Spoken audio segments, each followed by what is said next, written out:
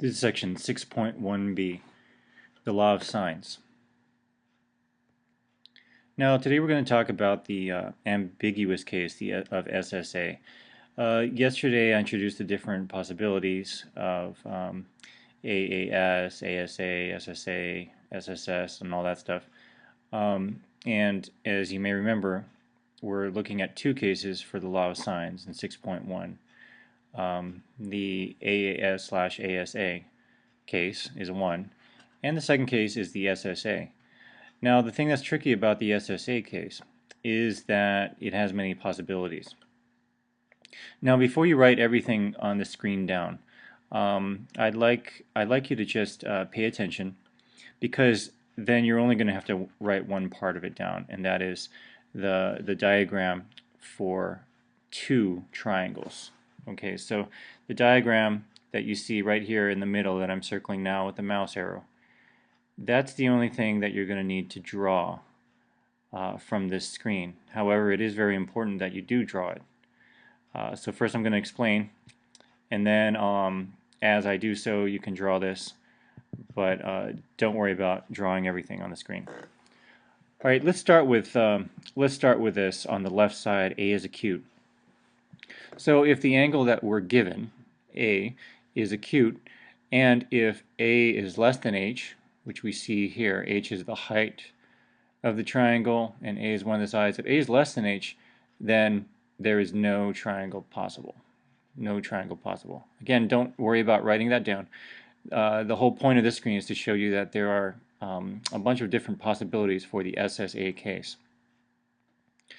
Over here, moving on, we have A as acute, and we have a right triangle where A equals H, and in that case there's one triangle possible. Moving on with A is acute, and we're looking at an oblique triangle that has no right angles. We have H as our height, and we have A greater than B. And if A is greater than B, without even worrying about what H is, we know that there's one triangle. Okay, now this next one, this fourth diagram here right in the middle, is what you definitely want to write down faithfully and accurately. This is the ambiguous case. Ambiguous because for the same givens of little a, little b, and big A, for those side-side angle givens, I can have two different triangles. Two different triangles. Let's look at why that's true. Okay, so if we see that we're given angle A and we're given side B and side A, well, I can tell just by looking at this that there are two possibilities for where A can be. A could be here to the left of H, or A could be here to the right of H. And we'll have two different triangles that would have the same given A, angle A, and also the same given side B and side A. And so this ambiguity is possible only in the following condition, and that is where H is less than A and A is less than B. Okay, so let's look at this H. H obviously is the height of the triangle.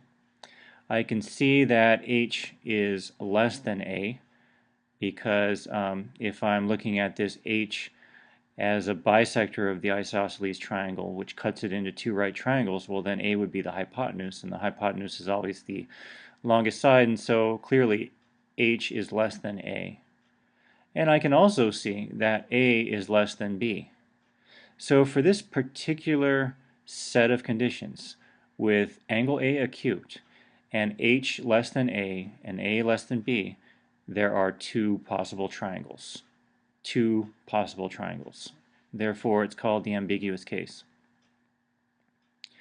Okay, now the next two examples, next two sketches, again, I'm going to explain them. You don't have to write them down. When big A is obtuse, when angle A is obtuse, and A is less than or equal to B, we cannot form a triangle, so there are no triangles. And when A is obtuse and A is greater than B, we form one triangle. Now the reason I'm not asking you to write all of these down is the following. Like going back here to the left, if A is less than H, no triangle is possible. You don't have to worry about sketching or anything, because if you do the law of sines, you're going to get an error. You're going to get some kind of sign that's too big, because remember, the range of sine is -1 to 1, and so you'll get something out of range. Therefore, you don't need to worry about this case so much. You'll just clearly see as you proceed using the law of sines that you'll get no answer. You also don't need to worry about this case. It's a right triangle. We've already done plenty of right triangles, and so there's no ambiguity. Same is true here, no ambiguity. And for the last two sketches, for this one where there are no triangles, you'll just get an error as you calculate. And for the last one, you'll simply get one triangle. There's nothing to worry about. The only case that you have to worry about when you have an SSA situation is this one. A is acute, and H is less than A, and A is less than B. Let's look at this example, SSA. Use the law of sines to solve the triangle. A equals 76 degrees, A equals 18 inches, B equals 20 inches. Now, we don't even have to sketch first, and you'll see why. You could sketch first, but you'll see why in a second and why it's not that important. If you just set up the law of sines as you normally would proceed, you'll clearly see that it just doesn't work. It just doesn't work. A over sine A equals B over sine B. Gives you 18 over sine 76 degrees equals 20 over sine B. And since sine B in that case would be 1.078, that's out of range. The range of the sine function is -1 to 1, so it certainly won't work. There's no angle whose sine is going to satisfy that condition, and therefore there is no triangle satisfying all the given conditions. Now, the reason that in this example I left the sketch for last is because now we can see, of course, that this is not a triangle. However, if you're just given a certain amount of information, you can't always do a perfect sketch, so you don't have to worry about it. Just do a sketch as you normally would, but you'll clearly see that A over sine A equals B over sine B will give you something that's unsolvable. So this is an example of an SSA that has no possible triangle. These are actually easy. Now let's look at an example of SSA where we do have ambiguity. These are a little more tricky. Alright, so we have our angle A of 58 degrees, and we have our side A of 11.4, and our side B of 12.8. And it's helpful with these to draw an H, because if you draw a little H line, which is just a dotted line that's vertical, those are easy to draw. If you draw a little H line, you can see whether you need to worry about ambiguity or not. Okay, so let's see if we satisfy the conditions of the SSA situation, which you have sketched from the first slide, the possible ambiguous case. Does it satisfy those conditions? Well, A is acute, so it satisfies that one. And we can clearly see here that H is less than A, and A is less than B, and therefore this is the triangle that has ambiguity. So we're going to have to find two different triangles. Let's find the first one. First, we set up our law of sines. A over sine A equals B over sine B. And so, of course, continuing with that, we'd have 11.4 over sine 58 degrees equals 12.8 over sine B. And we find that angle B is 72.2 degrees. And it's labeled B1 because I know that I'm also going to, for my other triangle, I'm going to have a different B. But for now, for this first triangle, we found that it's 72.2 degrees. And then continuing, we can subtract those angles from 180 to find that the remaining angle is 49.8 degrees. And now the last thing we'll have to do is just find side C. And of course, we simply use the law of sines for that. So C over sine C equals B over sine B. And we find that C is about 10.3 centimeters. Now, this is our first triangle. This is our first triangle. We found that Side C is 10.3, angle B1 72.2, and angle C is 49.8 degrees, and the others are given. So we've solved our first triangle. However, because this satisfies the conditions of ambiguity, we do have a second triangle to find. Let's work on that next. Use the law of sines to solve the second triangle. We still have the same givens, but we have a second triangle. Now let me explain how we figured out what it looked like. If you simply look here at this first diagram, you'll see that I put a dotted line to show where else side A can be. And side A, of course, can swing right over to this side because A is greater than H. And so if H bisects this isosceles triangle, and you can kind of see where H would be if you follow where I'm going up and down with the mouse arrow right now. That's where H would be. Okay, well in that case then A could also be over here where the dotted line is. And if A is over here where the dotted line is, then the acute angle it forms is the same. That's why I have these lines indicating equality. Both of these angles are 72.2 degrees because it's isosceles. Now, of course, then if this angle is 72.2 degrees, then the angle adjacent to it is the supplement. And that's why we subtract 72.2 from 180 to get 107.8 degrees. Now, if you look at this bottom sketch is simply a sketch of the second triangle that can be formed. And you see the 107.8 degrees. That would be angle B2. That would be angle B2, which is simply the supplement of 72.2 degrees. Now, the triangle that we're talking about here in the bottom is even though it doesn't match it in scale perfectly, we're talking about if you look at this upper sketch, the triangle that I'm now tracing with the mouse arrow, that triangle that's on the right portion, that triangle is the second possible triangle, and as you can see, it's going to have a different angle B and it'll have a different angle C. It'll also have a different side C. Now this triangle that I'm tracing with the mouse arrow is the same triangle as the bottom sketch. It's just kind of zooming in. Alright, so we have angle B2. Now let's proceed. If we have angle B2, we can clearly find angle C, right? And so that's just 180 minus 58 minus 107.8, and so we have 14.2 degrees. That's my angle C for this second triangle. And so now the only thing that's left for us is to find side C in this second triangle. And for that we're just going to set up the law of sines. C over sine C equals B over sine B. And that calculates out to 3.3 centimeters. So we've now found the two different possible triangles for this SSA case.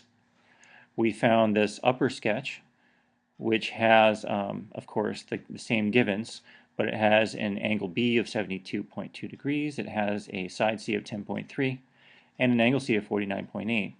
And we have this bottom sketch, the second possible triangle, which has an angle B of 107.8 degrees, an angle C of 14.2 degrees, and a side C of 3.3 centimeters. Alright, let's look at this example. This is one that you're going to do on your own.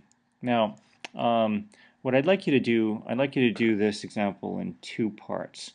First of all, I want you to pause the video and see if you can sketch this correctly. Alright, and then resume when you're able to do that, and then there's going to be another pause. So the first part then, it's just to sketch. Pause the video, try to sketch this, and then resume when you think you have the right sketch.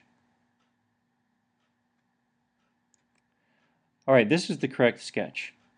So we've got our angle A of 20.5 degrees. We draw our little a opposite to it, and that's 12. And I have my side B of 31. And that, of course, is opposite angle B. And these are the two possibilities. Alright, so one triangle will be the one that I am tracing now with the mouse arrow, the bigger one.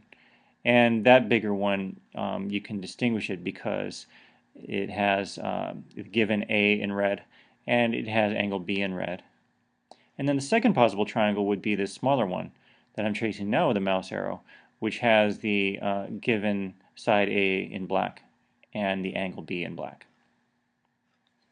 Now the next step, which I do want to walk you through, just because it's your first time, is figuring out what the different possibilities are for angle B. So as you would think, you're going to set up the law of sines. 31 over sine B equals 12 over sine 20.5 degrees. But the part that you might not know yet is that when you figure out what sine B equals, you still have to find what the angle B is. And so for that, you're going to use the sine inverse button, inverse sine button. It looks like sine to the -1 power. It's not. But you can find that on your calculators. It's above the sine button. And so when you do have sine B and you know what sine B equals, you can find what B equals by using the inverse sine. And that, of course, will be 64.78 degrees for red angle B. That's one of the possibilities. And if you draw it on your sketch, then you'd have 64.78 or 115.22, the complement. Those are the two possibilities for B. Alright, so you should be able to do the rest on your own. Pause the video, do that, and then resume when you have figured out what the two triangles would be. All the sides and angles for the two different triangles. Okay, moving on with the solution, we can figure out what the two possibilities for C are because they depend on what the two possibilities for B are.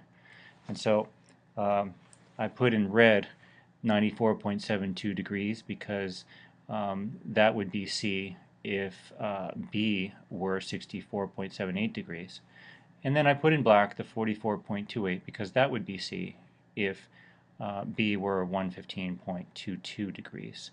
So we've got those two possibilities. We know all the different angles. Now it's just a matter of finding sides using the law of sines. So let's do it for the bigger triangle first. If we do it for the bigger triangle first, using those angles that are in red, we have 31 over sine 64.78 degrees equals side C over sine 94.72 degrees. And when we continue that calculation, we find that C equals 34.15. And therefore, this big side C, we're talking about the bigger of the two triangles right now, that side C would be 34.15. So we now have then, for one of the two triangles, the bigger of the two, we have all the sides and all the angles, so it's solved. Moving on now, we're going to try to solve for the smaller of the two triangles. And so again we use the law of sines, but we use it with the other angle B. So 31 over sine 115.22 degrees equals C over sine 44.28 degrees. And that gives us a C of 23.92. And so we label that in the smaller of the two triangles, 23.92. Thus we've solved now both of the possible triangles for this SSA case.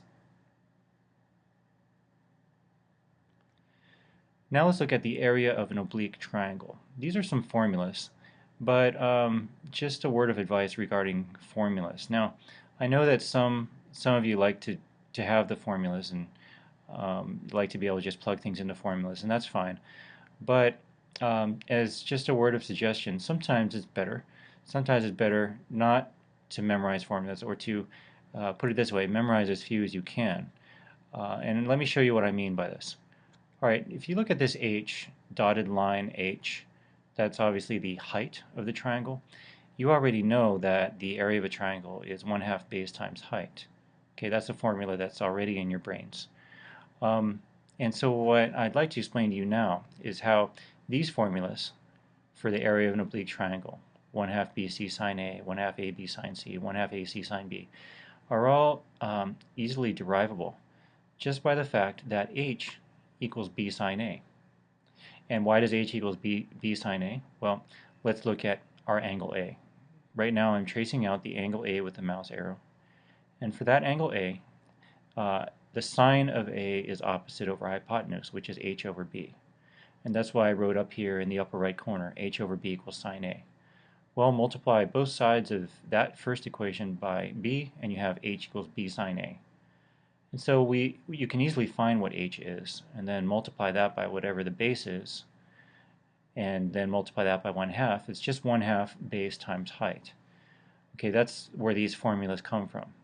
Now, if you prefer, you can simply remember 1/2 base times height and find the height as needed.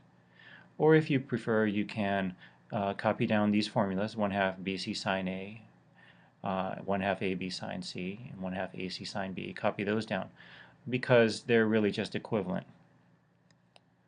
All right, let's look at a specific example then. Find the area of the triangle. A equals 74 degrees, B equals 103 inches, C equals 58 inches.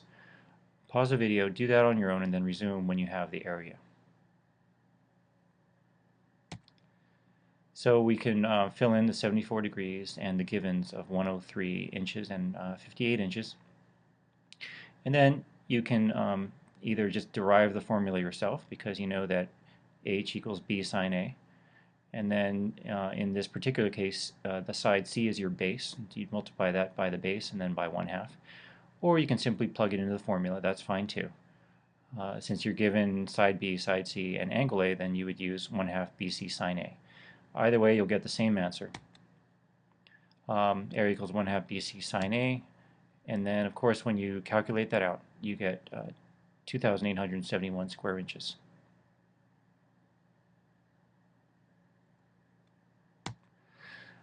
Let's look at this last word problem. A flagpole at a right angle to the horizontal is located on a slope that makes an angle of 14 degrees with the horizontal. The flagpole casts a 16-meter shadow up the slope when the angle of elevation from the top of the flagpole to the westward sun is 20 degrees. How tall is the flagpole? Okay, as I said before, half the battle is just making sure that you have the right sketch. So let's do this problem in two parts also. You're going to first pause, try to get the sketch on your own, and then resume. And then after I show you the sketch, you're going to pause again and do the rest of it, and then resume. Okay, so first pause, and try to get this sketch, and then resume when you have a sketch, and we'll see if you have the right answer. Alright, so here's what the sketch would look like. We know that we're on a slope that makes an angle of 14 degrees with the horizontal. And we also know that there's a flagpole on the slope. And that flagpole, which has a height of b, is going to cast a shadow of 16 meters on the slope. And what produces the shadow? Well, the sun produces it. And the sun is at an angle of elevation from the top of the flagpole of 20 degrees. 20 degrees. All right, so if we have 20 degrees as our angle of elevation, then we can obviously conclude a few things. We know that that dotted line is a horizontal, which is of course perpendicular to vertical, and so that's 90 degrees.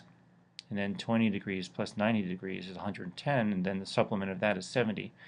So we've got that angle figured out. And we also know that the remaining angle is going to be 34 degrees, simply because I can get that from the fact that if I draw a parallel line here, if I draw a parallel line that's parallel with the horizontal, well, you know that alternate interior angles are equal. And so we have 14 degrees added to 20 degrees is 34 degrees.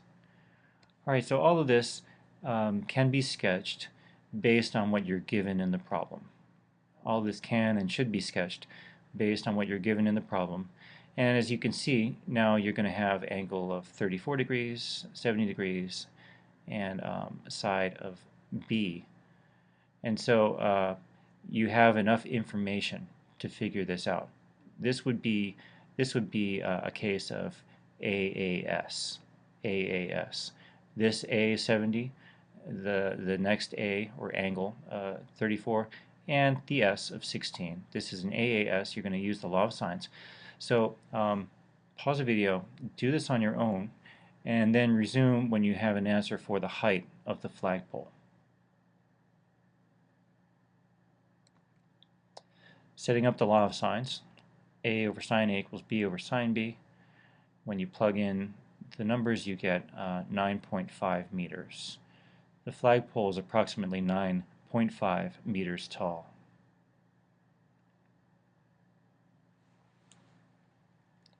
Classwork, page 436. Please write these numbers down and see you in class.